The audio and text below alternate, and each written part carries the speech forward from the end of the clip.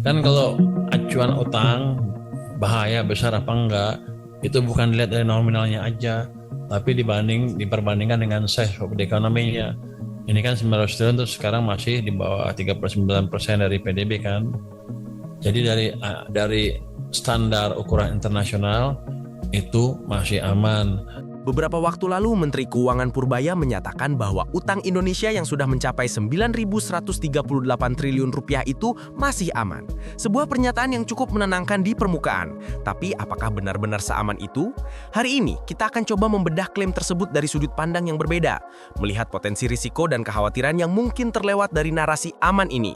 Menkeu Purbaya beralasan bahwa ukuran utang ini tidak dilihat dari nominalnya saja, tetapi rasio terhadap PDB yang masih di bawah 39%.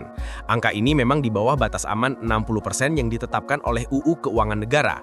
Namun, kita perlu bertanya, apakah nominal 9.138 triliun rupiah itu tidak berdampak sama sekali? Ini adalah angka yang sangat besar dan pertumbuhannya dari tahun ke tahun terus meningkat. Seberapa besar beban bunga yang harus ditanggung negara setiap tahun? Beban ini tentu mengurangi alokasi anggaran untuk sektor-sektor penting lainnya, seperti pendidikan atau kesehatan. Apakah kita bisa terus-menerus bergantung pada utang untuk membiayai pembangunan? Menkeu juga membandingkan rasio utang Indonesia dengan negara-negara maju seperti Jerman, Amerika Serikat, bahkan Jepang yang rasio utangnya jauh lebih tinggi seperti 250% untuk Jepang. Tentu saja perbandingan ini bisa jadi menyesatkan. Ekonomi negara-negara tersebut jauh lebih matang, pendapatan per kapitanya lebih tinggi, dan pasar keuangannya lebih stabil. Kemampuan mereka untuk membayar utang dan mengelola risikonya tentu berbeda dengan Indonesia sebagai negara berkembang. Apakah perbandingan ini sepenuhnya adil dan relevan untuk kondisi kita?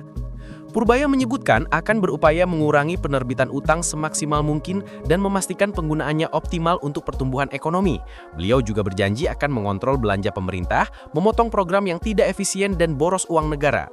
Ini adalah janji yang bagus di atas kertas. Namun pertanyaan besarnya adalah seberapa jauh janji ini bisa terrealisasi?